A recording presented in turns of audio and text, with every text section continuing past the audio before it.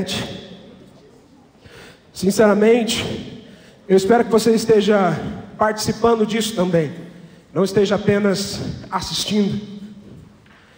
Gostaria muito, quero muito, e tenho certeza que Deus pode fazer isso. As barreiras que te impediam de fluir em adoração caíram por terra hoje, em nome de Jesus.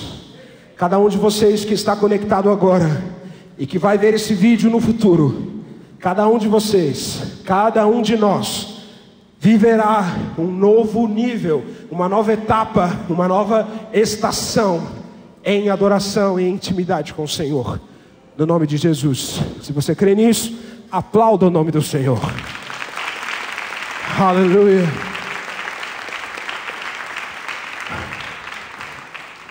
Você está aqui porque você está fazendo parte de um processo que Deus começou nesta casa, e você sabe disso. Nós, como ministros de adoração desta casa, desta família, temos nos colocado diante do Senhor e clamado a Ele que nos ensine a adorar como se deve, que nos conduza em adoração como só Ele sabe fazer. Nosso coração está desejoso por mais da sua presença. Nosso coração está desejoso, ansiando de forma muito especial pela presença dEle em cada uma de nossas reuniões. E é muito interessante porque eu sei que Ele está de olho em nós.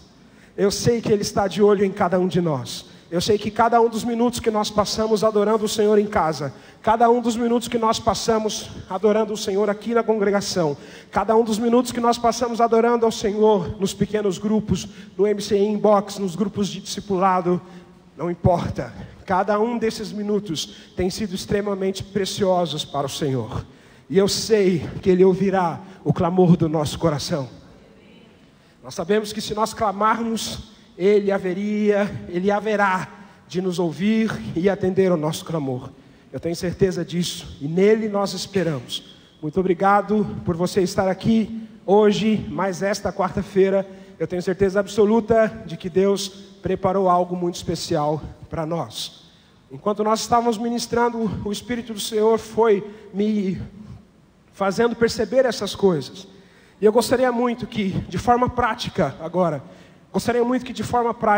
você usasse essa dinâmica que nós fizemos agora e ponderasse esta possibilidade também quando você estiver adorando ao Senhor aqui na congregação. Não permita que as cadeiras te limitem. Não permita que esses lugarzinhos especiais que nós escolhemos para nos assentar durante as reuniões sejam símbolos de amarras que nos prendem para impedir-nos de adorar o Senhor. Eu quero muito que, como as crianças, assim que começa a adoração nesta casa, todas as crianças que nós temos aqui, eu falo isso porque eu tenho uma filha de 4 anos de idade, vocês sabem. A minha filha, quando chega na igreja, ela fala: pai, eu quero ir lá na frentona para adorar Jesus. Pai, eu quero ir lá na frentona para dançar para Jesus. E eu quero muito ser assim. Eu quero muito ser assim. Eu quero muito que esta casa seja assim. Seja uma casa repleta de filhos que quando chegam na casa do Pai, querem estar lá na frentona para o adorar. É bem verdade que alguns de nós são mais extrovertidos.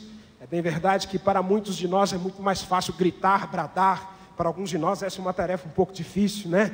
É bem verdade que para outros, às vezes você olha para a pessoa está completamente inerte, parada, né? Mas ela está num estado de êxtase. E às vezes é diferente para cada um de nós flui de forma diferente. Mas eu gostaria muito que nós tivéssemos essa compreensão. De fato eu vou repetir isso e vou repetir sempre. Nós não viemos à casa do Senhor para assistir um culto. Nós viemos para juntos, como equipe de louvor desta casa, entenda isso. Nós olhamos para você como parte integrante da equipe de louvor e adoração desta casa. Nós que estamos aqui nessa plataforma, nós não somos os únicos ministros de adoração desta casa. Nós que fazemos parte da família MCI, aqui em São José dos Campos, em São Paulo, em Caraguá, em Campos de Jordão, em Jacareí, em Goiânia, em Curitiba, em Café da Linha. Nós, família MCI, cada um dos integrantes desta família, nós somos os responsáveis por trazer a arca da presença de Deus para este lugar. Nós vamos fluir de forma um pouco diferente hoje. Eu vou compartilhar algumas coisas, e a Silvana, que a grande maioria de vocês conhece, que é a mestre desta casa, coordenadora do Instituto Shofar, ela também vai compartilhar conosco na noite de hoje. E nós vamos falar um pouquinho a respeito do processo de crescimento em intimidade com Deus.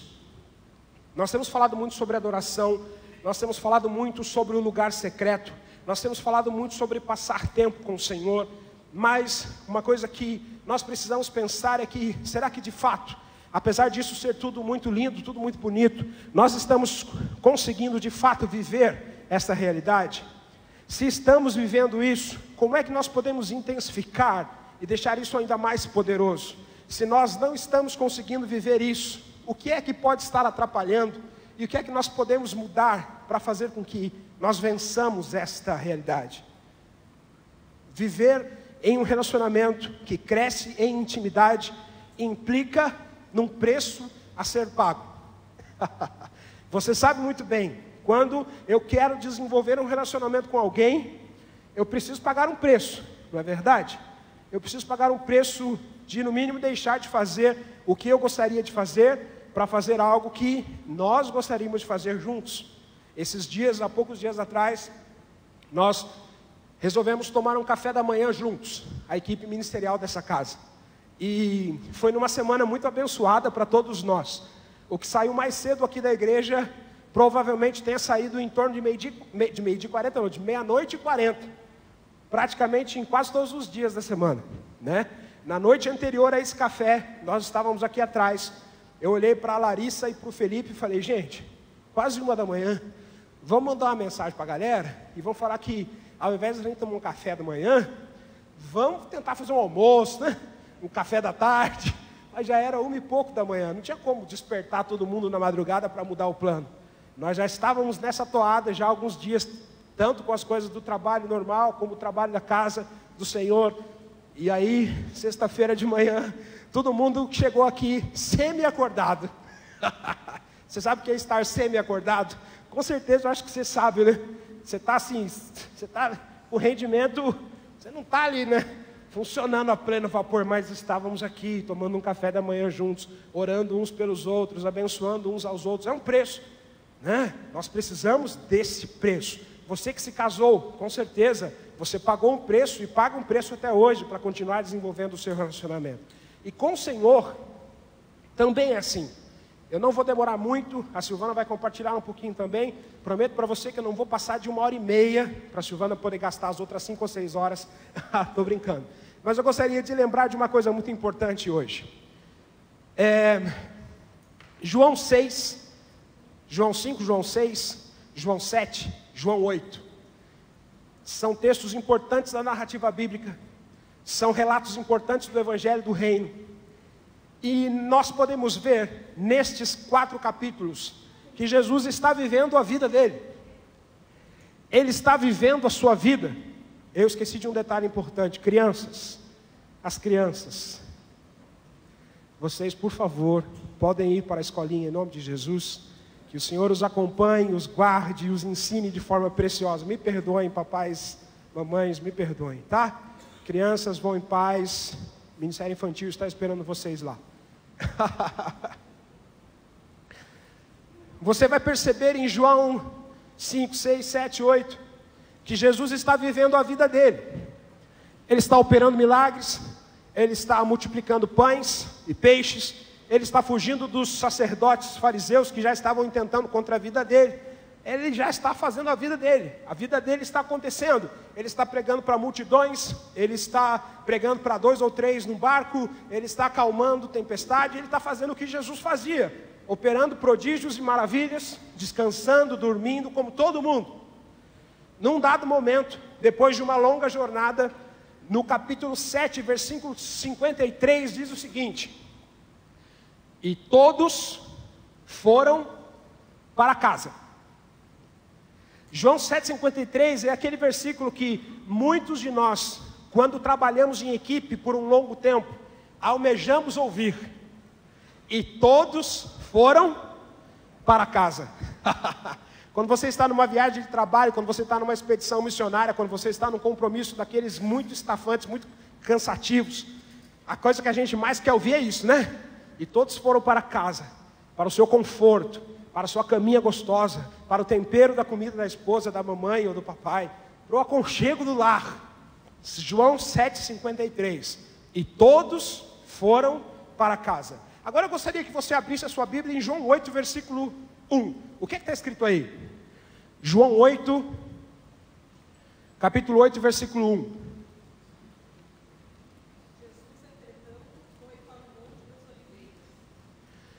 João 7,53. E todos foram para casa. João 8, capítulo 8, versículo 1 diz o seguinte: Jesus, entretanto, foi para o Monte das Oliveiras. Algumas versões que diz: Jesus, todavia, foi para o Monte das Oliveiras a fim de orar. E nos versículos seguintes diz o seguinte: e amanhecendo, ele foi para o templo e iniciou um processo de ensinar os seus discípulos. Eu acho isso extremamente interessante, porque a exemplo de Jesus Cristo aqui, todos nós temos esta opção.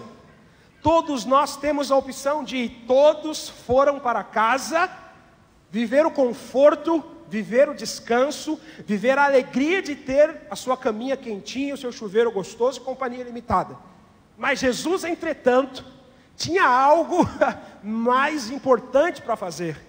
Se você observar o contexto de João 5, 6 e 7, você vai observar que Jesus estava vindo de um processo extremamente delicado e cansativo. Ele já tinha dado uma volta no mar, ele já tinha curado pessoas, ele já tinha fugido de gente querendo matar ele já tinha feito muita coisa.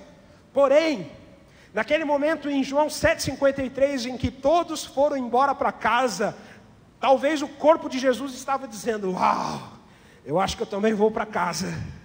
Mas o coração, o Espírito do Senhor estava dizendo o seguinte: antes disso, eu preciso ter um tempinho com meu Pai. Todos foram para casa. Jesus, entretanto, foi para o Monte das Oliveiras a fim de orar. Nós falamos de passar tempo com o Senhor, nós falamos de passar horas com Ele, de estar no lugar secreto. Mas será que nós temos tido a coragem de pagar esse preço? Para muitos de nós implica em dormir um pouco mais tarde. Para muitos de nós implica em acordar um pouco mais cedo. Para muitos de nós implica em talvez começar a orar e não dormir mais. Você com certeza já deve ter dito o seguinte para o Senhor: ó Senhor, eu sei que se eu começar a orar aqui, o Senhor não vai me deixar dormir. Então, eu vou me fechar debaixo da coberta, eu vou fechar meu olhinho e nem tu me acorda hoje. E é verdade, muitas vezes Ele te deixa dormindo. E sabe o que aconteceu? Você perdeu uma ótima oportunidade de estar com o Senhor. Nós perdemos muitas oportunidades de estar com o Senhor, porque para nós muitas vezes não há o entretanto. Todos foram para casa. Estava errado ir para casa? Não, todos eles estavam cansados, todos eles estavam precisando de descanso. Entretanto, Jesus tinha algo mais importante para fazer. Eu já contei essa história para vocês, não sei se vocês estão aqui já ouviram, mas eu já contei isso aqui na casa várias vezes. Teve uma situação em que eu estava aqui trabalhando na organização do Adorando em Unidade, numa das edições do evento. E eu cheguei aqui muito cedo na igreja, e era muito tarde da noite, tipo 11 e pouco da noite, eu ainda estava aqui. Meu telefone tocou, era a minha esposa no telefone, eu atendi, era minha filha. E aí ela falou para mim assim: pai, o senhor vai vir para casa? Eu peguei e falei assim: eu vou, filha, daqui a pouco, o que é que tem de bom aí? Né? Tipo assim, eu esperava que ela me dissesse: a mamãe fez um papá gostoso, a mamãe comprou pizza, vem para casa, está quentinho, né? Ela olhou para mim e falou assim: pai, tem eu.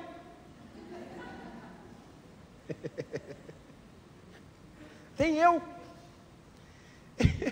E na hora que ela falou, eu comecei a chorar com o telefone na mão. E eu peguei e pensei: Deus, será que eu preciso de fato de algo ainda mais especial para voltar para casa? E aí, ele olhou para mim e falou assim: O que é de mais especial que eu preciso fazer para conseguir um minutinho da sua atenção? O que vai ter aí hoje? Vai ter raios e trovões? Vai ter relâmpagos e mistérios insondáveis? E ele disse assim: não, tem eu.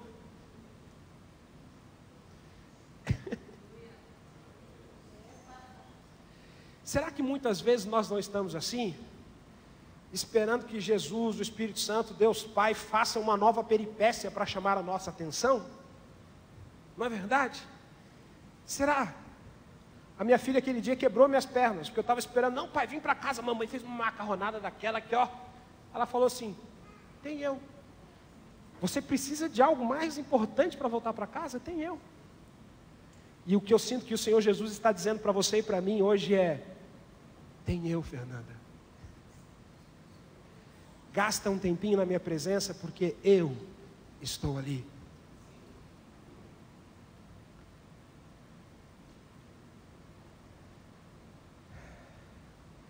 Jesus não precisa fazer absolutamente mais nada para chamar a nossa atenção, sabia? Nós é que somos administrados de alguma forma por essa questão. Para eu estar com Ele, eu preciso que Ele faça alguma coisa nova. Rotina não me agrada. Jesus, o Senhor fez ontem, já não dá mais, não dá mais vibe, já não arrepia mais. O Senhor tem que pensar alguma coisa, porque senão daqui a pouco eu já vou começar, as minhas idas à sala do trono começarão a ficar mais rarefeitas. Daqui a pouquinho você vai estar sentindo saudade de mim, não sabe por quê? Não faz nada novo. Está sempre aí nessa mesma, não tem novidade. Será que não? Êxodo 33 conta a história de Moisés na tenda da presença do Senhor. Mas algo interessante ali, Josué não podia entrar na tenda ainda. Mas enquanto Moisés estava lá dentro, Josué estava do lado de fora. Mas o que será que tem lá dentro, hein?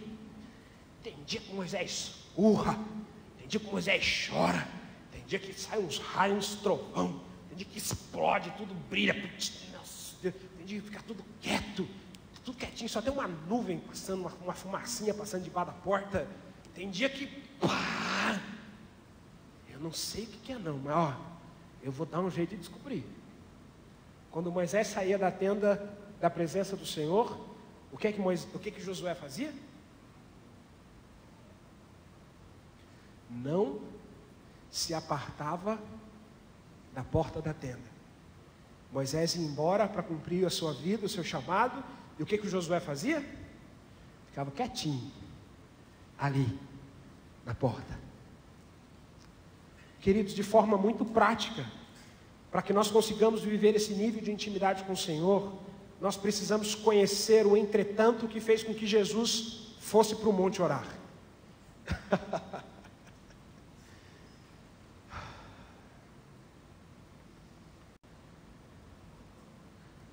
Nós precisamos ser como aquele homem que encontrou o bom tesouro. Ele vendeu tudo que ele tinha e pagou o preço para adquirir aquele tesouro. Nós precisamos ser como aquele homem que encontrou um bom terreno. Ele vendeu tudo que tinha e pagou o preço para ter o bom terreno. Nós precisamos ser como aquele homem que encontrou pérolas preciosas. Ele vendeu tudo que tinha, teve tudo como menos importante para conseguir adquirir aquela pérola preciosa para ele. Nós vivemos um tempo em que nós estamos sempre muito cansados, nós estamos sempre muito distraídos, né? Isso aqui, olha, tem roubado demasiadamente a nossa atenção, não é verdade?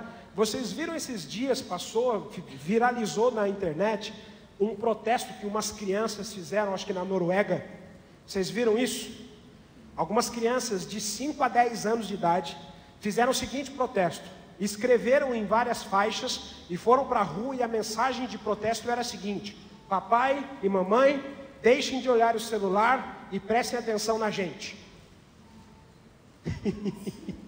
A palavra de ordem era: menos celular, mais atenção para a gente. Menos celular, mais atenção para a gente. Alguém viu isso aqui? Está bombado nas redes sociais. Um protesto de crianças. Eu só não estou lembrado se é na Noruega, na Finlândia, algum canto desse aí. As crianças se mancomunaram e foram para a rua radicalizar.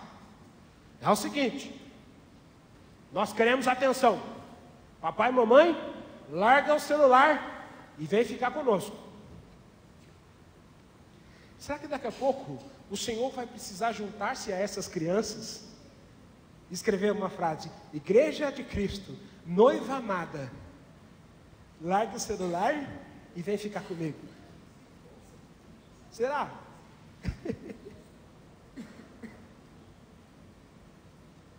Quem aqui precisou fazer loucurinhas para casar? Loucurinhas. Vocês conhecem a história do Moisés andando de moto? Quem conhece já? Pouquíssimas pessoas, né? Vou contar bem rapidinho. Eu não sou muito amigo de moto não, sabe? Não gosto muito de moto não. Mas uma certa feita eu precisava chegar na casa da Ana Paula em Pindamonhangaba. Eu estava vindo acho que de Londrina. Eu precisava chegar na casa da Ana Paula naquele dia. Não podia passar meia-noite e 1. Tinha que chegar até 23h59. Era aniversário de alguma coisa, sei lá. Aí cheguei do aeroporto, peguei o busão, Dutra parada. Cheguei em São José dos Campos, o último ônibus já tinha ido embora para Pinda. O moço falou: vai até Taubaté, em Taubaté você pega o último ônibus e vai para Pinda. Fiz isso. Peguei o ônibus de São José dos Campos para Taubaté, o ônibus travou na Dutra. Obra. Cheguei atrasado em Pinda, o ônibus já tinha saído. Eu estou desesperado no guichê, mano, o que eu preciso fazer? Eu tenho que chegar em Pinda agora. Chega um rapaz diante do meu lado e fala assim: moço, estou vendo que o senhor está meio aflito, precisando de ajuda. Onde é que o senhor tem que ir? Eu falei: rapaz, eu preciso ir para Pinda. Ele com 2 capacetes na mão. Ele falou: só mototáxi. Você não quer ir? Eu te levo. O último ônibus saiu já. Nós saímos cortando aqui para o Taubaté, nós corta ali, eu vou parar lá no presídio. Lá no presídio eu deixo o senhor lá, o senhor pega o ônibus e vai para o seu destino. Eu olhei para a cara dele e falei assim: quanto é que você vai me cobrar? Ele falou: R$2. Eu falei: tá bom. Mas andar na moto, né? Quem conhece Taubaté sabe. Você sai da rodoviária, já desce aquela rampinha e sobe. Aquela CGzinha 125. Estava eu, os meus instrumentos, um ramalhete de flor do tamanho de um prédio.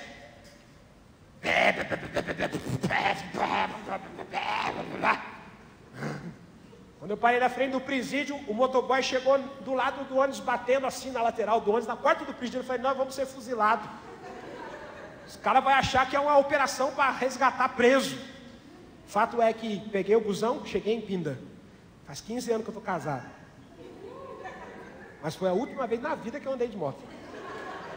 Eu tenho 38 anos de idade, eu andei de moto acho que 3 vezes. Essa foi a última. Mas tive que fazer isso para casar.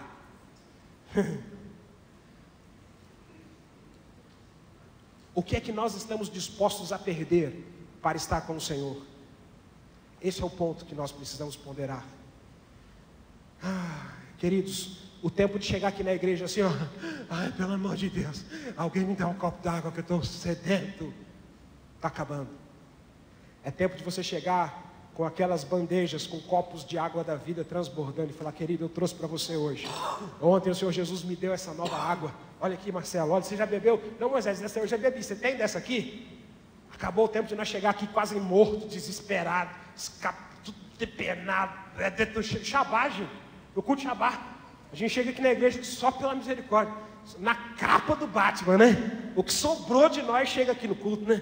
Outro dia eu cheguei na igreja bem cansado, eu falei pro irmão: como é que você está? Ele falou: estou bem, e você? Eu falei: rapaz, o que sobrou de mim está aqui. Ele falou: mas sobrou bastante, irmão.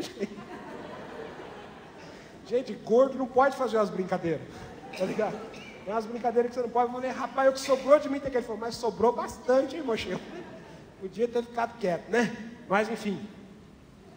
Onde estão os entretantos? Silvana, já vou entregar para você, tá bom? Onde estão os entretantos? O que é que vai fazer com que você e eu, enquanto todos estejam indo para casa, entretanto a gente vá para o Monte das Oliveiras? Hoje, depois desse momento, todos nós vamos para casa. Entretanto, eu vou para onde? Você vai para onde?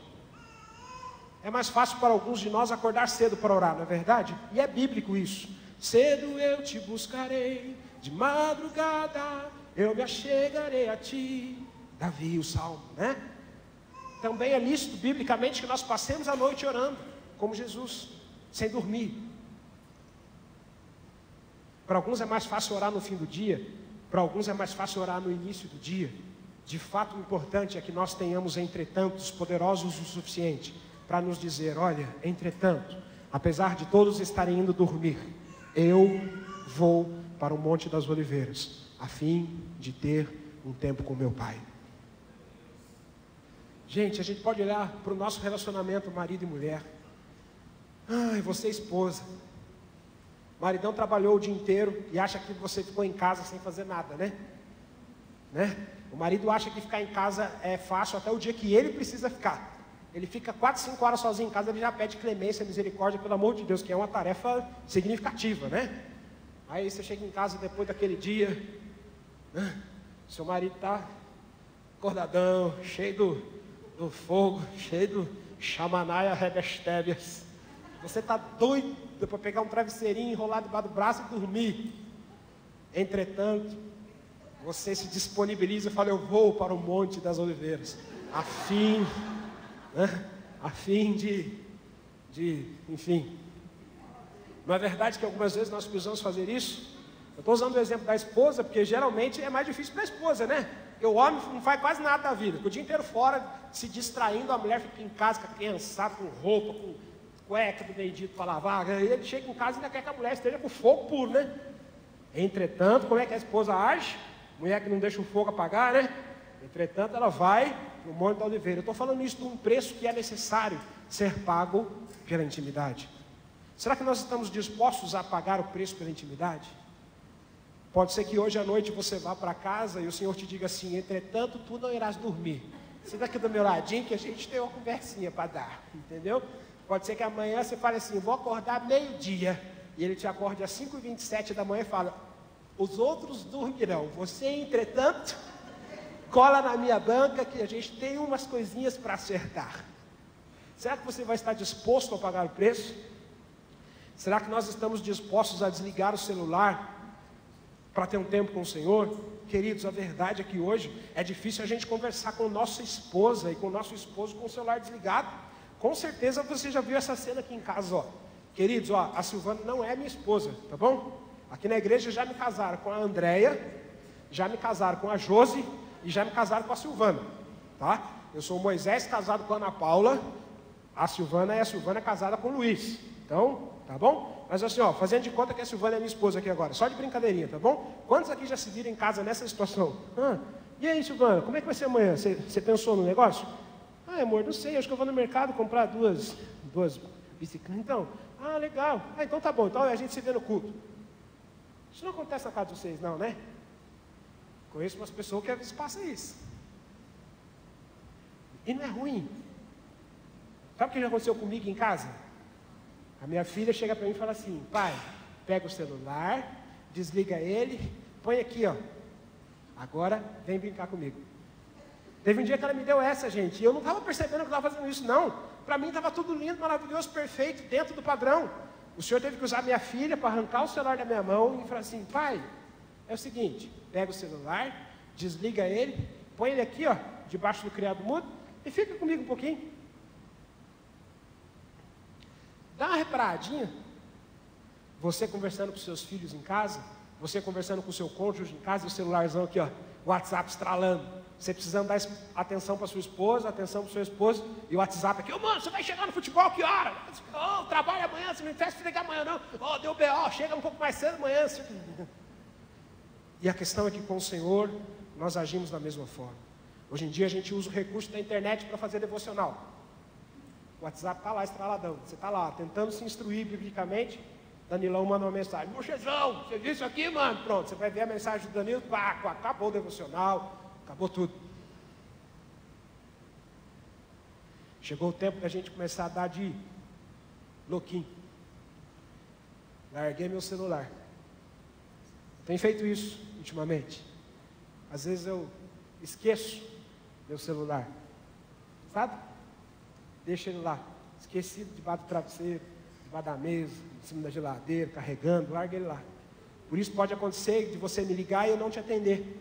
Alguns meses atrás, algumas semanas atrás, eu queria ser onipresente. Queria responder todos os telefonemas, queria atender todas as chamadas no WhatsApp, responder todas as mensagens no Instagram, no Facebook e Companhia Limitada.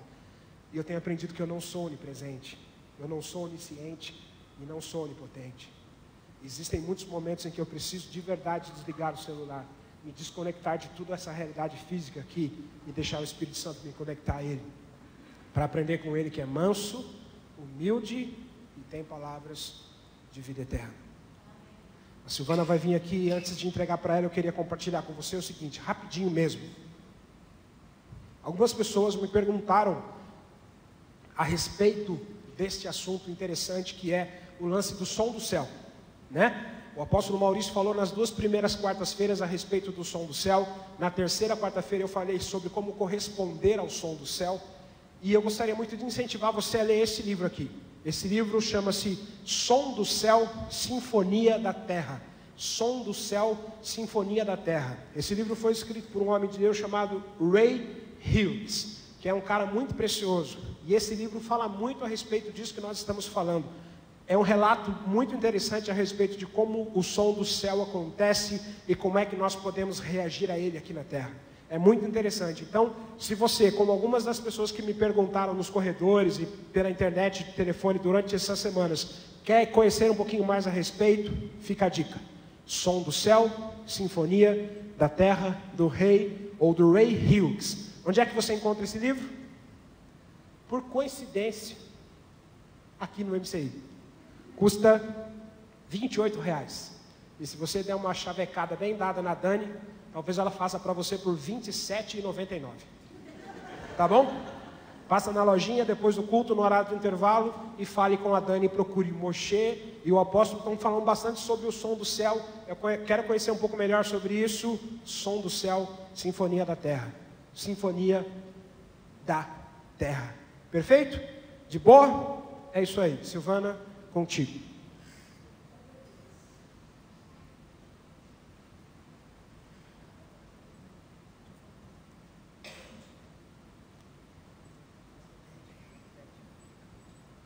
Shalom. Shalom, família, tudo bem?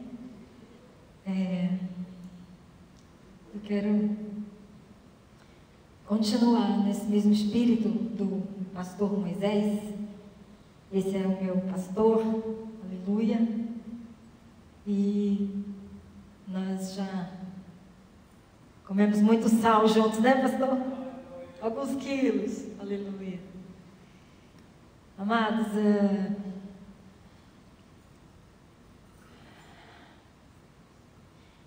existe uma atmosfera de quebrantamento aqui, assim como existe uma atmosfera de brado e libertação, existe uma atmosfera de quebrantamento.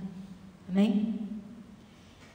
E quando eu estava buscando ao Pai, nós estamos fazendo isso toda semana. Nós nos reunimos antes do CTA umas 2 vezes, tivemos 2 reuniões de 1h30 para mais 2 vezes, para planejar o nosso conteúdo e tudo o que ia acontecer no CTA, né? Quem é professor, quem é diretor, gosta de planejamento. E o nosso apóstolo está entrando nessa vibe. Vamos planejar? Vamos, a gente planejou e tudo. E a cada semana nós paramos para ouvir o Pai, o que Ele quer. Se é para fazer aquilo mesmo. E cada um que vai ministrar já sabe que tem algo que vai acontecer, mas não sabe se é exatamente naquele dia que foi planejado, né? Aleluia. E aí, essa semana, o apóstolo falou: estou sentindo algo a respeito da intimidade com o Pai. E esse mês me é muito, muito, muito peculiar, porque foi uma das experiências mais significativas que eu tive com Jesus. Foi olhar para Ele como meu noivo. E olhar para Ele como noivo é algo que não tem explicação. Não tem.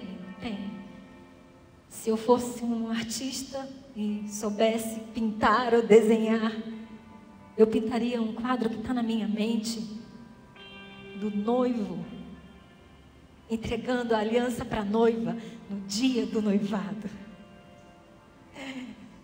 Acredito que quem já casou já vivenciou esse momento, e quem ainda não, talvez almeje ou queira ser como a Valnice Milhomes ou como a doutora Neuza. Yes! Mas se não, talvez você queira ou almeje esse momento, né? E para mim esse momento ficou gravado na minha mente, porque foi quando eu tive essa experiência com o noivo. Então esse mês, falei, oh, glória, aleluia. Ai, como é bom estar com o noivo. Como é bom ter intimidade com ele. Como é bom. Né? E aí, o pastor Moisés já chegou arrebentando com a gente, né? Pá, pá, tchá, tchá. E é verdade. Isso é verdade. Para você ter um relacionamento com Jesus, você precisa pagar um preço. Parar, desacelerar. Completamente. Desacelerar completamente. Né? Talvez você não consiga parar 1, 2 horas para estar orando, 3 horas para estar orando. Mas você pode ser como o simples irmão Lawrence, que era cozinheiro de um mosteiro e ficava o maior tempo que ele podia com Deus e com o Pai. No pensamento, a cada minuto pensava nele, lavando a louça, fazendo a comida, e a cada minuto pensava nele. Isso é orar, isso é adorar.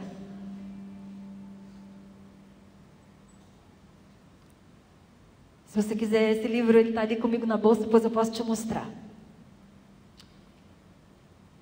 E estar com ele é isso, é pagar o preço, é viver essa dimensão de entrega, né? E hoje, quando eu estava buscando ao Senhor sobre o que falar, o Senhor me levou em 2 textos que eu queria que nós lêssemos. Eu queria que nós lêssemos esses textos para depois eu compartilhar um pouquinho das minhas experiências com vocês. Lucas 18, de 9 a 14. Lucas 18, de 9 a 14. Lucas escreveu esse evangelho, logicamente para a igreja, mas ele foi endereçado ao amado Teófilo, que acabou por representar a igreja, né, com o nome que depois os estudiosos falaram. E ele foi o contemporâneo discípulo de Paulo, porque ele não foi discípulo, ele não foi um dos 12. Mas a ele foi dada a responsabilidade de escrever, de narrar as histórias que Jesus falava. E ele ficou responsável para escrever isso. E diz aqui no capítulo 18 do Evangelho de Lucas, no versículo 9: propôs também esta parábola a alguns que confiavam em si mesmos, por se considerarem justos, e desprezavam os outros. 2 homens subiram ao templo com o propósito de orar, um fariseu e outro publicano. O fariseu, posto em pé, orava de si para si mesmo desta forma: ó Deus, graças te dou, porque não sou como os demais homens, roubadores, injustos e adúlteros, nem ainda como este publicano. Jejuo 2 vezes por semana e dou dízimo de tudo quanto ganho.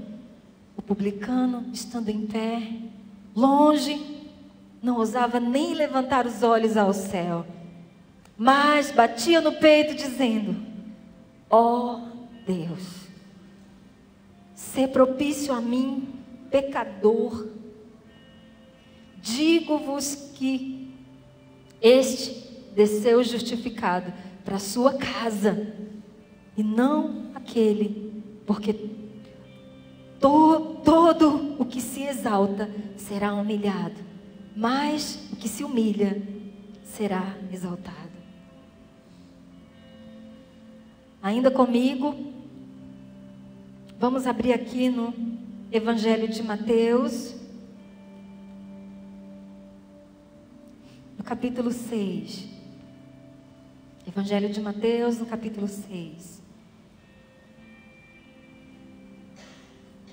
Capítulo 6 e versículo 5. E quando orares, não sereis como os hipócritas, porque gostam de orar em pé nas sinagogas e nos cantos das praças, para serem vistos dos homens. Em verdade vos digo que eles já receberam a recompensa. Tu, porém, quando orares, entra no teu quarto, diga, entra no teu quarto, e fecha a porta. Fecha a porta. Orarás ao teu pai que está em secreto, e o teu pai que vê em secreto te recompensará. E orando, não useis de vãs repetições como os gentios, porque presumem que pelo seu muito falar não serão ouvidos. Serão ouvidos.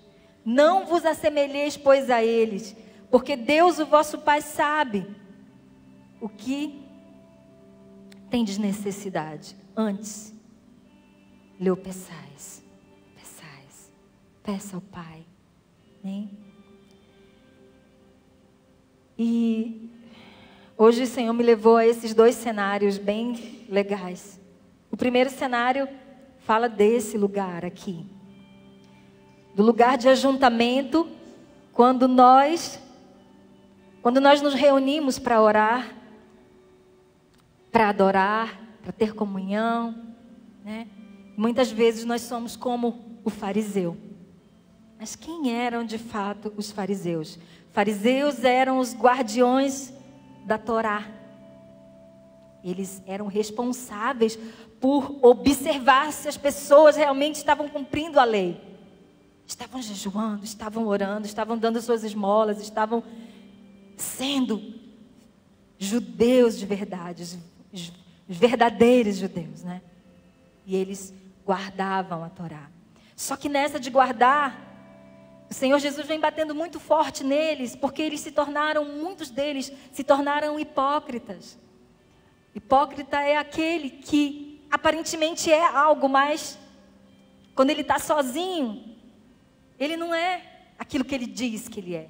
Muitas vezes faz aquilo que ele acaba não vivendo. Ele diz e não vive. Esse que é o hipócrita. Jesus, quando ele vem falar nesses dois textos, ele fala sobre essas raças. Os fariseus, né? Aí depois ele bate nos gentios também. E depois ele vem falando sobre o publicano. Eu falei, uau, Deus, o que é isso, né? O fariseu, ele é virtuoso por natureza. Ele obedece à lei, ele cumpre os mandamentos. Ele não se afasta da palavra, ele guarda a palavra, ele vela a palavra para cumprir. É isso que o fariseu faz. Mas muitas vezes esse zelo se torna tão reticente que ele afasta um bom fariseu da presença. E de fariseu ele se torna um hipócrita. Porque ele começa a falar, mas ele não vive. É. O hipócrita é aquele que demonstra uma coisa, dissimula sua verdadeira personalidade.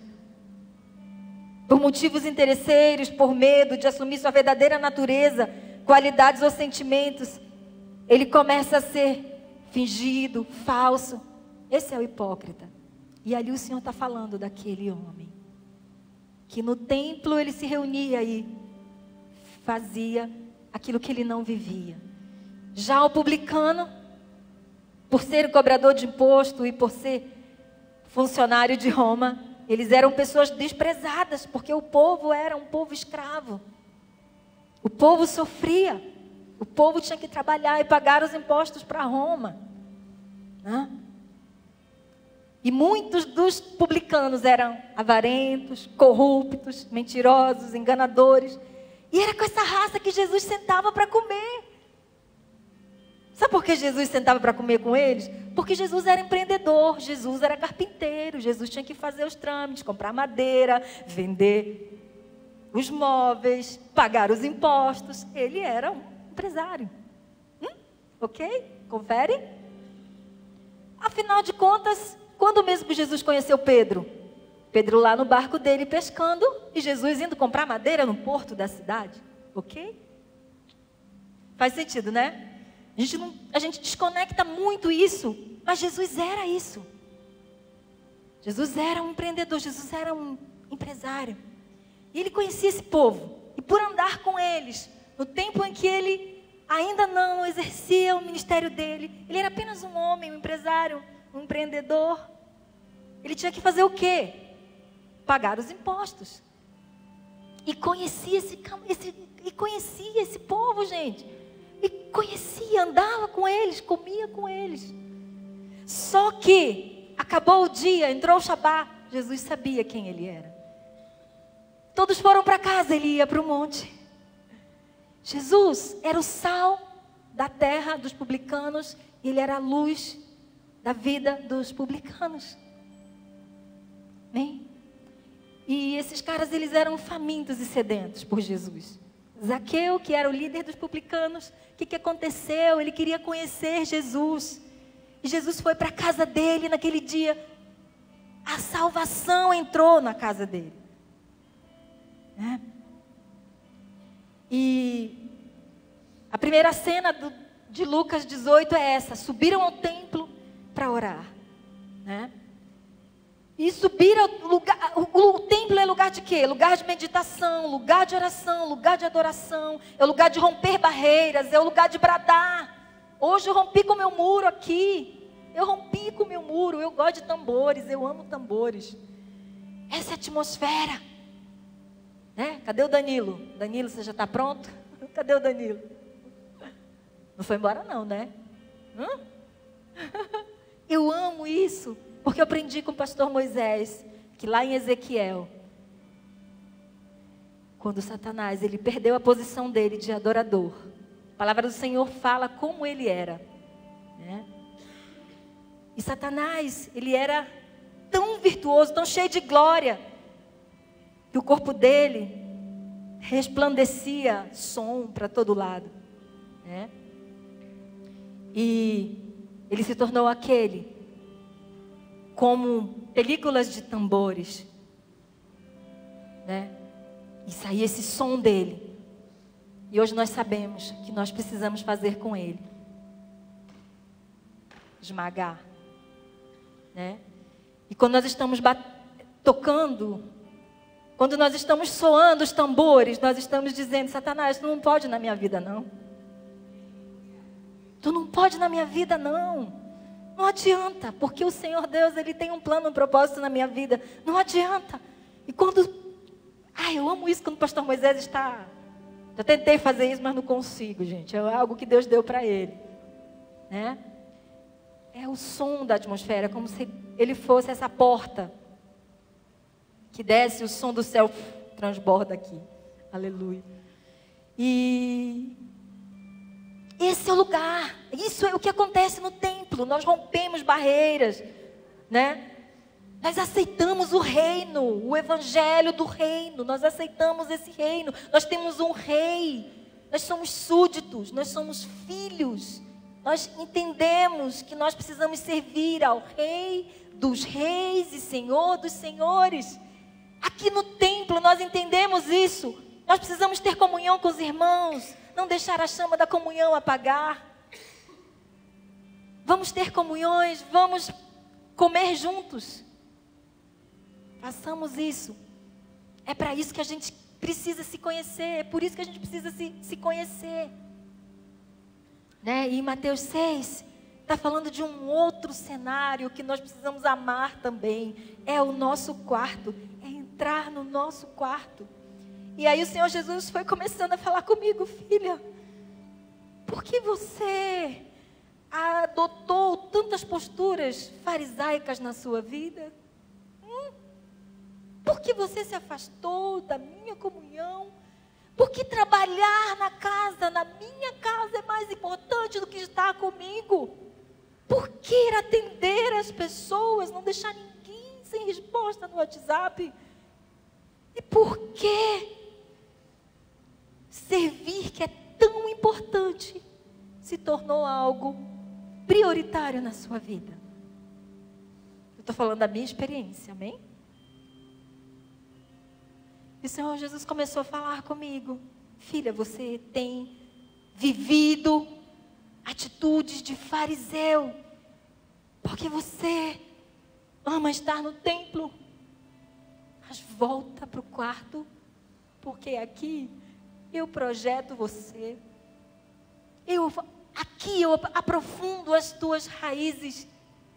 Aqui eu te moldo. Aqui eu te ensino como você deve ser, o que você deve falar, como você deve libertar. Os libertadores estão aí? Levanta a mão, turma de libertadores. Para você libertar pessoas, você precisa estar afundado nas águas do rio que desce do trono de Deus. Porque ali, da onde sai o rio, do trono de Deus, existem 12 árvores, as quais trazem cura para as nações. Se vocês não entenderem isso, vocês não vão ser libertadores. E nós, o que temos feito com esse cenário? Será que ele está apagado, ele está esquecido? Essas atitudes farisaicas nos afastam muito, muito, muito de Deus. Porque a gente quer ser o virtuoso, a gente quer ser o precioso para os irmãos, a gente quer ser a pessoa mais amada. Mas muitas vezes nós não queremos pagar esse preço de estar com Jesus lá na nossa casa, no nosso quarto, no nosso carro. É o cenário da intimidade. É o cenário da intimidade. E aí o Senhor Jesus começou a falar: filha, o farisaísmo que tem em você começou lá quando você era criança. Quando eu era criança, eu fazia as missões com meu pai. Com 8 aninhos, a gente andava quilômetros, mata dentro, para o meu pai cuidar das igrejas, as quais ele era pastor, porque ele construía muitas igrejas. E lá no norte do Brasil é tudo muito difícil, muito distante. Em Santarém, Pará, lá no oeste, lá no norte, lá em cima. Onde tem os afluentes do Rio Tapajós, Amazonas. Lá no centro mesmo das matas. Aonde de Belém, para chegar na minha cidade, é 3 dias de barco. E para chegar de ônibus você nem tem estrada, porque a Transamazônica não existe, né? Ela só tem... ela só está no mapa, mas ela é muito inacessível. E foi lá que eu nasci, foi nesse campo de missões que eu nasci. E eu fui crescendo, vendo a maneira como a igreja cuidava do pastor, vendo a maneira como a igreja cuidava do meu pai. As coisas não foram muito legais para mim. Eu comecei a crescer com atitudes de fariseu, criticando o chamado do meu pai, criticando o ministério do meu pai. Na pureza a gente segue, na pureza a gente ouve, na pureza a gente obedece. Mas quando eu cresci, eu comecei a ver, peraí, esse povo não honra meu pai não, esse povo... Peraí, a igreja está ferindo ele. Não, a igreja está ferindo a minha família. Não, isso... E eu cresci com essas mentiras do inimigo dentro da minha mente. Isso são atitudes farisaicas, isso são pensamentos farisaicos. O que o Senhor está falando comigo. Eu quero romper com o farisaísmo hoje na minha vida. Por isso que eu estou aqui. Eu não sei se existem atitudes farisaicas na tua vida, né? Eu não sei se quando você chega na igreja é tudo bom e tudo maravilhoso. Você, quando está na adoração, nem olha para o irmão que está do lado e tudo é colorido.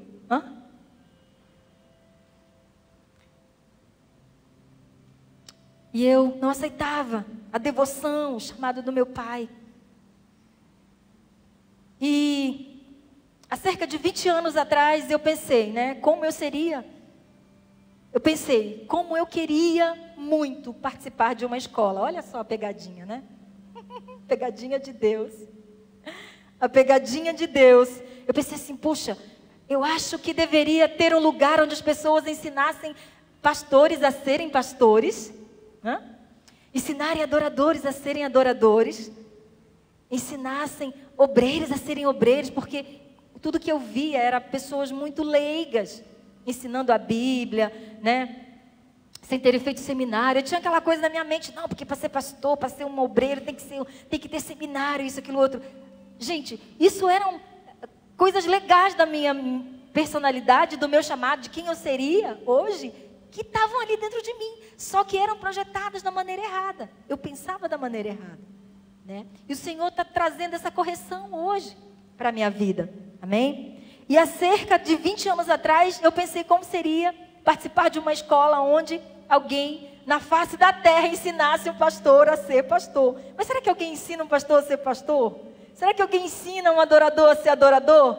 Se não andar com o Pai? Será que um mestre aprende com outro mestre se não for o mestre Jesus? Será que um apóstolo caminha sem aprender com o apóstolo, o verdadeiro apóstolo Jesus? Não, não aprende. E aí você volta para o cenário do seu quarto. Quando eu comecei a minha juventude, entrei na fase adulta com muitos conflitos, paixões da vida. Fiz uma faculdade de pedagogia, entrei, fiz 6 meses de direito, depois não dava para continuar, voltei para o curso de pedagogia, concluí o meu curso. E dentro desses últimos anos que eu estava lá, dos últimos 5 anos que eu estava no norte do Brasil, quando acabaram esses 5 anos, eu concluí a faculdade. O Senhor disse assim: agora eu vou te levar para São José dos Campos e você vai fazer uma escola. Procura aí no CADE. Eu falei: Deus, escola? Como assim? Procura no CADE, gente, é o tempo do CADE. Quem lembra do CADE? Alguém? Pastor Moisés.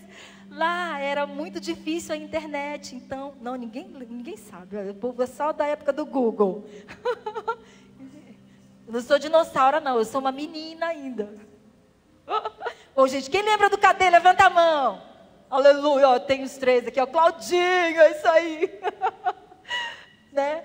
E aí, eu procurei lá. Escola de adoração no CADE. Aí, Belo Horizonte. Eu falei: uai, eu vou para lá? É para lá que você vai. Eu falei: tá bom, Deus. Sabe por que eu já estava tendo essa intimidade? Porque eu estava vivendo no meu quarto aquilo. Nos últimos 5 anos de faculdade que eu fiquei naquele lugar, foi a minha escola do silêncio, a minha escola da dependência. Eu comecei a ser tratada, curada, restaurada, né?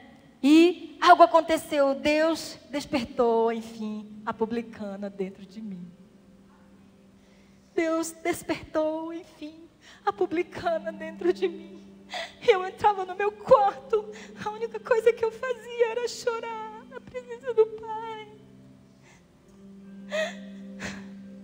Por que você veio tirar foto agora, Benjamin? Para com isso, menino. Justo agora você veio tirar foto. Era exatamente isso que aconteceu.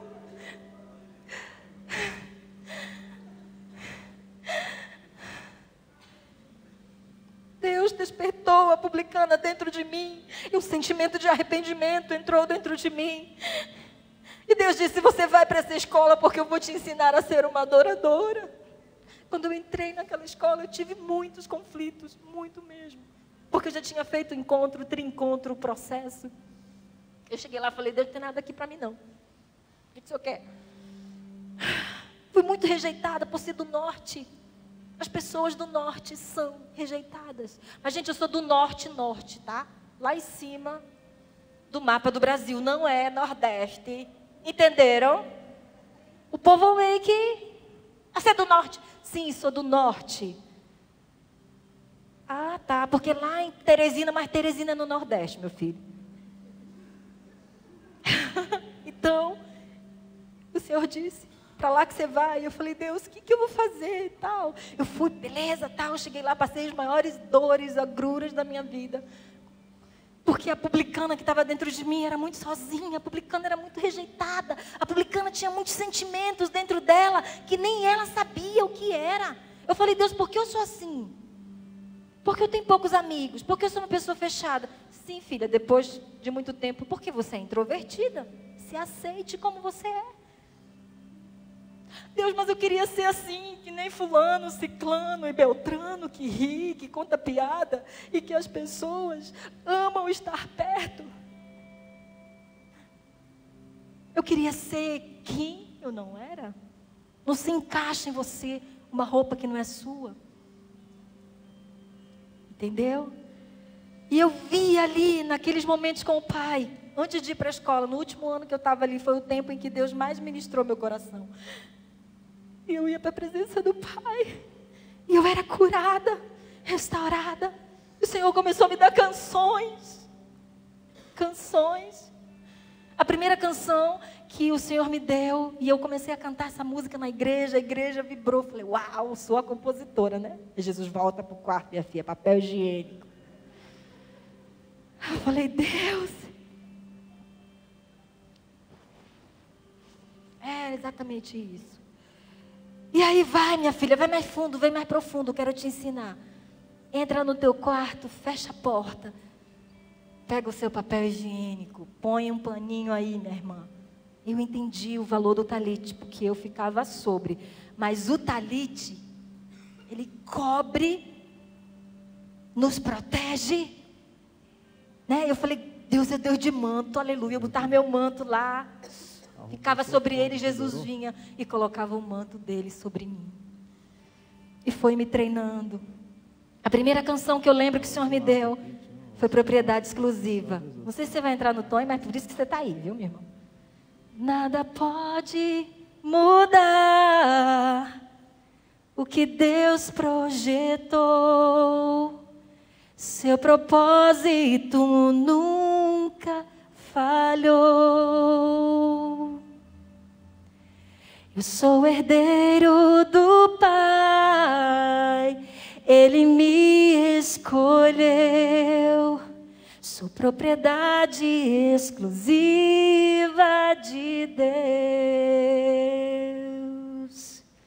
E Jesus colocou um selo em minha propriedade exclusiva. Neguinho não vai chegar não vai querer, não vai pôr a mão, entendeu?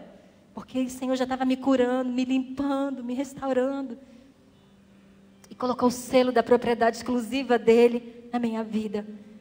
E aí começaram a vir as outras canções. Numa das experiências que eu tive com o pai, eu era uma menina muito pequenininha, com um vestidinho de florzinha.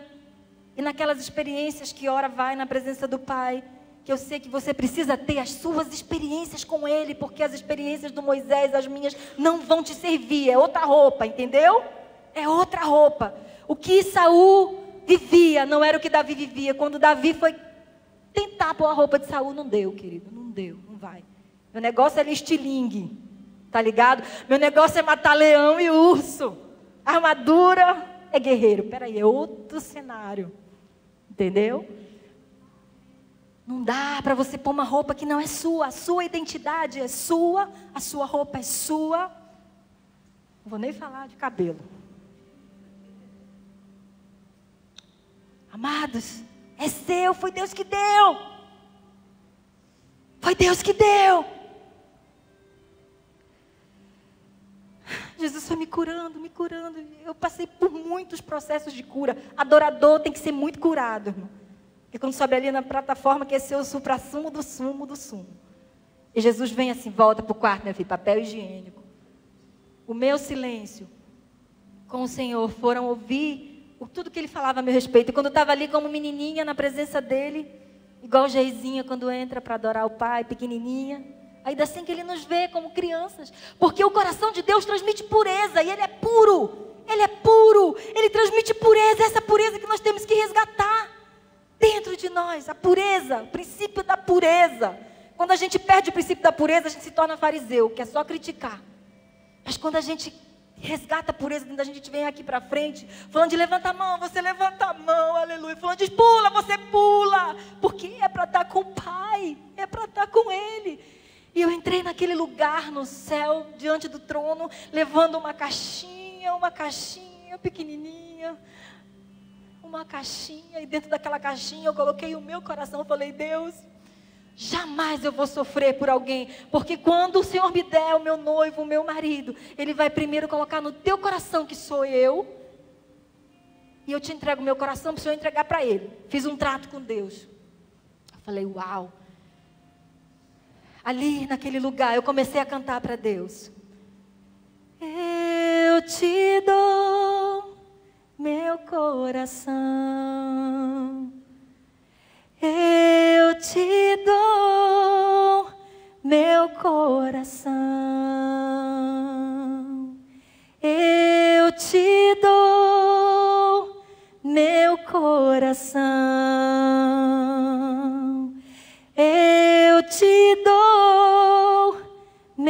coração. 3 anos depois, quando eu entrei nessa casa, me falaram que tinha um negócio aí chamado Amigos do Noivo. Me chamaram para cantar. E aí a gente gravou o nosso 3º, 4º, não sei, CD. E essa canção foi registrada ali. Era uma música espontânea, que não tinha começo, meio e fim. E nós entramos no estúdio. E aí falaram que a gente ia cantar com a Cristi Tristão. A Cristi Tristão não apareceu, ficou triste.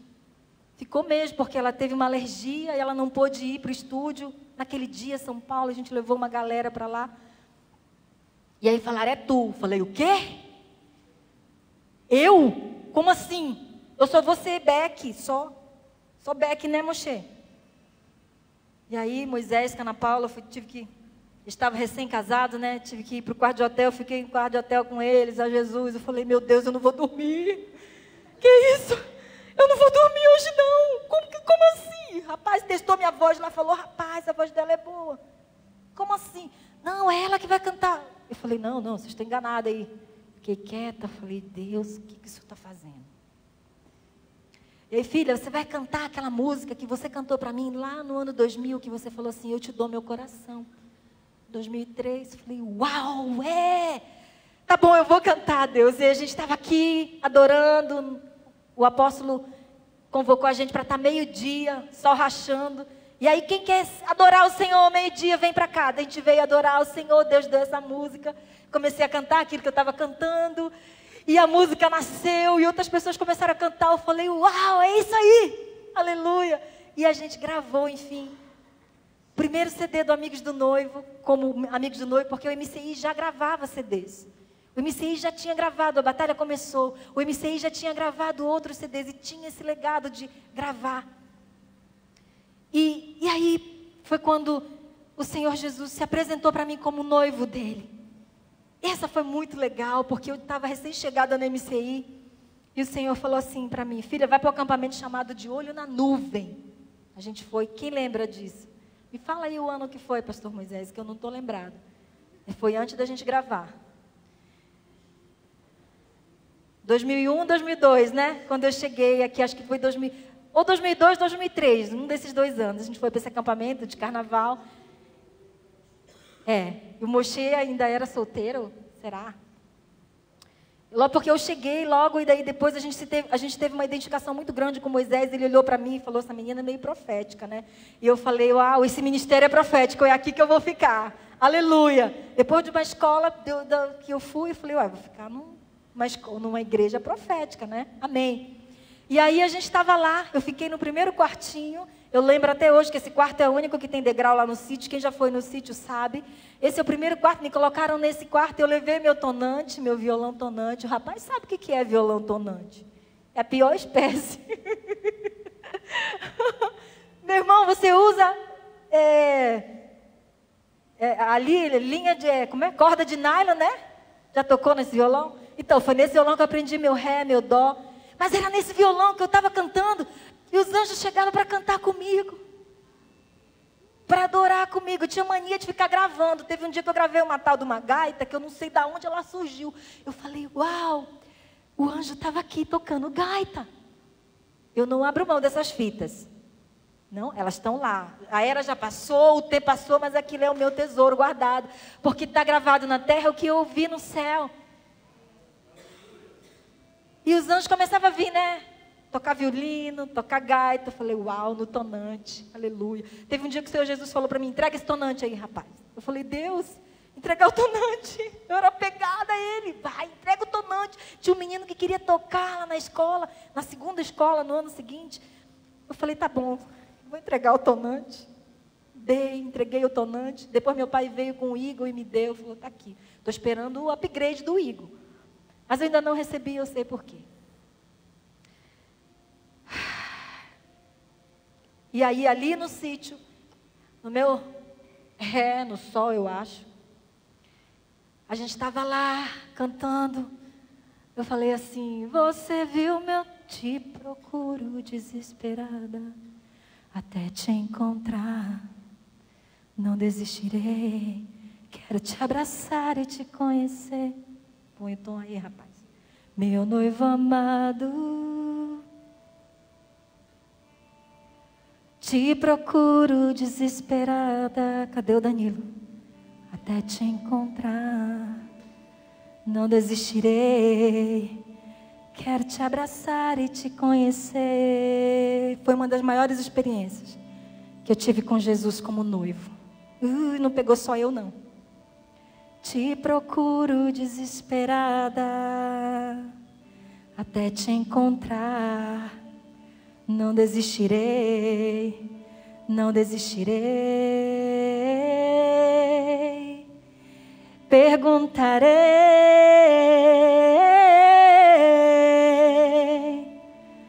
você viu meu noivo por aí? Estou procurando por ele. Estou procurando por ele. Você viu meu noivo por aí? Estou procurando por ele. Estou procurando por ele. Você viu meu noivo por aí? Estou procurando por ele. Estou procurando por ele. Aí a gente ficava cantando isso, né? As meninas, eu passava ali na ala das meninas, cada hora entrava uma. Aí entrava uma, plof, caía. Eu falei, Jesus. Entrava outra, plof, caía. Eu falei, uau, o que você quer fazer, Jesus? Eu lembro que uma delas era a Tabata. A Tabata não está aqui, mas eu acho que ela se lembra. Não sei se alguém entrou naquele quarto. Alguém entrou naquele quarto? Ninguém aqui entrou naquele quarto. A gente ficou ali cantando para o noivo horas. Depois me chamaram para cantar lá na frente, mas não era o mesmo efeito. Dentro do quarto é diferente.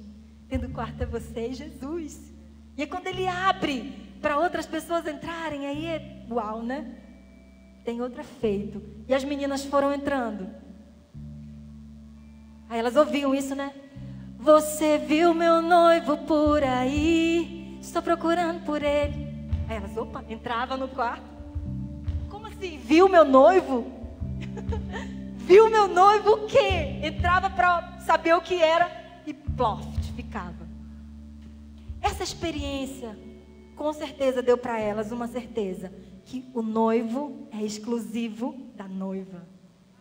E quando você tem um carimbo de propriedade exclusiva, ninguém toca, só Jesus e o noivo, o marido para qual ele vai entregar. E Jesus foi moldando a gente ali nisso. Talvez essas experiências sirvam para os pais hoje guardarem os filhos. Amém? Vocês que têm criança pequena, têm adolescentes, orem por isso, guardando eles. Vocês que são jovens ainda, você que vai ser um noivo, um futuro noivo, pare de olhar para uma e para outra. Foca em Jesus, porque Ele vai mostrar a menina, a garota. Menina, você não precisa se preocupar com isso, menina. Olha para Jesus, porque Ele vai mostrar o cara para você, o menino para você. Entendeu? Vocês entenderam? Quem entendeu diz amém. Uma boa congregação diz amém.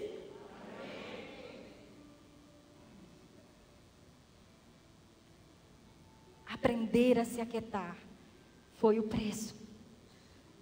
Foi o preço.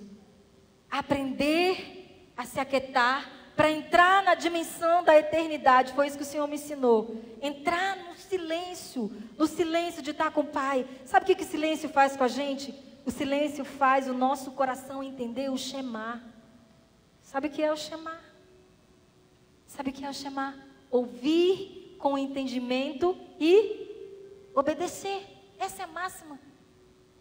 Uma das máximas que o mestre Cipriano sempre nos ensinou e que eu aprendi nessa casa. Eu aprendi o Shema lá antes do ano 2000, de 95 a 2000, com o Pai, o Shema do silêncio, para ouvir com entendimento e obedecer. E essa é uma das máximas que nós precisamos ter. Fala para alguém que está do teu lado aí, ó, Shema. Deus tem um Shema para você hoje. Deus tem o teu Shema hoje. Deus tem o teu Shema. O teu Shema. Você vai ouvir o que você precisa ouvir, você precisa obedecer, né? Então, O silêncio, eu aprendi o silêncio da presença. Teve esse lance do tambor muito forte, que a gente vai entrar daqui a pouquinho também. Mas teve o lance do silêncio. E o silêncio resolve algumas coisas na nossa vida. Diga assim, o silêncio resolve algumas coisas na sua vida. Você vai ouvir melhor o Pai, vai entender o Shema. Quando você, gente, o Senhor, Ele é lindo, né? Shema Israel, Adonai Elohim. Shema Israel, só existe um só que deve ser adorado. Adonai. Adonai. Então o silêncio resolve algumas coisas na nossa vida. O silêncio resolve o problema de paternidade. Quando eu fui para papai, pequenininha, entreguei meu coração para ele, meus problemas de paternidade foram resolvidos. E eu vim depois, saber um tempo depois, que meu pai, quando eu nasci, ele fez uma oração. Eu nasci, né? Fiquei no hospital com a minha mãe. Ele foi para casa no dia que eu nasci, quando soube que era uma menina, e falou assim: Deus, eu queria um menino. Aí eu entendi algumas coisas na minha vida. Eu não deixei de honrar o meu pai. Eu não deixei de honrar o meu pai. Então meus problemas de paternidade foram resolvidos. Tem problema com o papai? Corre para ele, abraça ele, escreve uma carta, faz qualquer coisa, mas ame e honre o seu pai. Ame e honre o seu pai. No silêncio, pecados na área sexual são resolvidos. Carência. A primeira vez não foi no casamento? Não tem problema, volta. Volta. Vive uma vida de santidade. Vive uma vida de santidade. Seus problemas são resolvidos no silêncio, no Shema. Carência resolvida. Deus tem um chamado autêntico para você no silêncio. Ele restaura dentro de você o poder da confissão. Sabe o que é? O poder da confissão foi aquilo que o publicano fez. Senhor, eu sou pecador, corrupto, adúltero, Ele era realmente aquilo que o fariseu estava dizendo. Ele reconhecia isso, ele falava isso, eu sou isso. E ele entrou na presença de Deus e reconheceu que ele era. Então, no silêncio com o Pai, você não precisa de palavras, por seu coração quebrantado, fala tudo que você é. Você já ouviu o desespero das palavras do silêncio? Quem já ouviu o desespero das palavras do silêncio? Sabia que palavras silenciosas falam mais do que palavras verbalizadas? Falam muito mais, muito mais. O Senhor nos cura. Ele rasga os rótulos: competidor, preconceituoso, ciumento, comparação. Se a gente fosse entrar em cada um desses rótulos aqui, a gente ia descascar um monte de ferida, né? Mas eu prefiro que o silêncio nos cure. Nos lava do passado, transforma o presente e nos prepara para o futuro. Sabe, no teu silêncio você ouve o barulho do teu destino. Esse era o meu destino. Eu tinha altos planos para mim.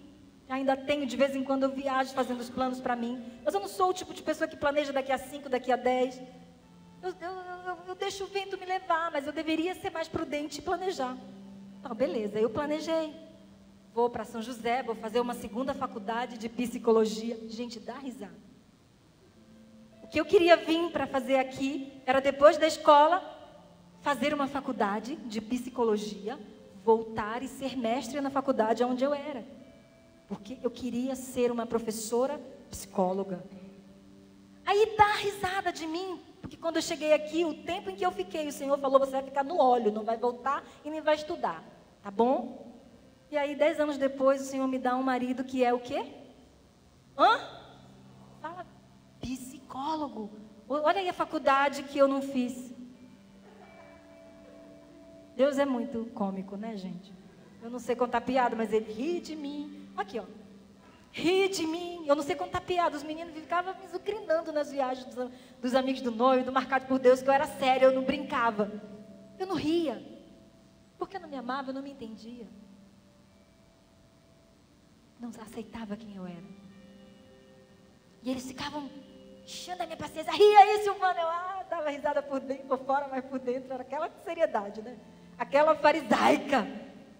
Gente, eu amava servir esses meninos. Quando a gente ia para os lugares, guardava as coisas para eles, ajeitava tudo para eles, mas brincar não era comigo. Quem já andou 10 anos na estrada com uns 6 candangos, imagina o que acontece dentro de um carro, você viajando 2, 3 horas. Eles não sabiam usar os esfíncteres. Verdade. Era horrível. A enfermeira sabe o que é. Jesus. Né? Então, haja a janela aberta, a gente acordava com susto, porque alguém... Exatamente isso. Bom. O silêncio do teu quarto te prepara para o teu destino. Te prepara para o teu destino. E quando eu cheguei aqui, ainda muitos conflitos, eu cheguei com o pastor Moisés e falei, pastor Moisés, o que eu vou fazer da minha vida? Ele falou, eis que te digo, tamo junto. Tamo junto. Eu falei, amém. Já se passaram 15 anos. E eu estou aqui para contar para vocês que esse silêncio é muito bom. O que vai acontecer no próximo ano, daqui a 2 ou 3 ou 5, só Deus sabe, mas eu estou vivendo os momentos que Ele separou para mim. Na nossa imaginação, esse silêncio, ele nos leva para um lugar que é nosso dentro do coração do Pai. Para mim, esse silêncio me levava muito tempo, muitas vezes para o jardim, onde eu ficava ali com o noivo amado. Por isso que eu cantei essa canção. Você viu meu noivo por aí? Porque o lugar da noiva é no jardim, cuidando dos perfumes do noivo, daquilo que o noivo gosta, daquilo que ele ama. E eu fiquei por muito tempo nesse lugar.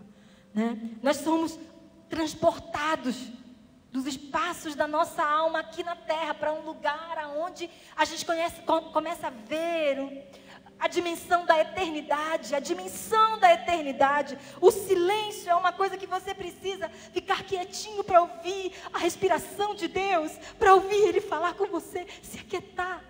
Você consegue ouvir a voz de Deus, a respiração dEle quando você está no silêncio. No jardim, o silêncio é contemplação, é a preparação para uma explosão barulhenta do seu destino, para uma explosão barulhenta do teu destino.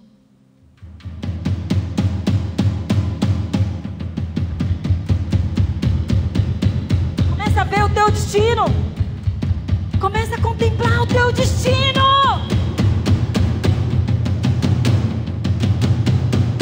Sabe por que ele está batendo? Pode regemer, pastor Moisés. Ele está batendo, porque é isso que Satanás fez com a gente, nos aprisionando nos nossos conflitos e nas nossas dores, nas nossas feridas. O silêncio é a preparação para essa explosão. Você sabe como é que o mudo,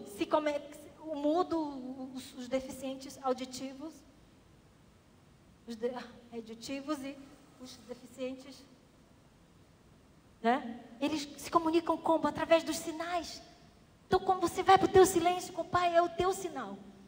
E você não verbaliza palavras, é o teu sinal. O que você está falando ali, quando você está prostrado, é isso que o Pai está entendendo. É assim que eles se comunicam. Com sinais. Palavras falam mais quando você está no teu silêncio, porque quando você está no teu silêncio, a verbalização, ela não atrapalha o que está aqui. Eu aprendi isso, né? Os irmãos que fizeram o curso comigo. A gente aprendeu que nós podemos ler um determinado número de palavras em 1 minuto, muito mais do que a gente imagina, do que a gente pode falar. A gente pode ler silenciosamente muito mais palavras, vamos supor. Você pega um minuto, consegue ler 500 palavras, né? É isso? Me lembrem aí, 500 palavras. Em 1 minuto você consegue falar 30 palavras, vamos dizer assim. Agora imagina o que você fala para o Pai no teu silêncio. Você fala, meu querido, o poder da confissão está em você quando você vai para o teu silêncio com o Pai. Você ouve o sim de Deus, o não de Deus, o espera, filha, espera. Você ouve aquela canção que você quer ouvir, você ouve aquele solo que você quer ouvir, você ouve a batida do tambor que você tanto deseja tocar, afinada, completamente afinada.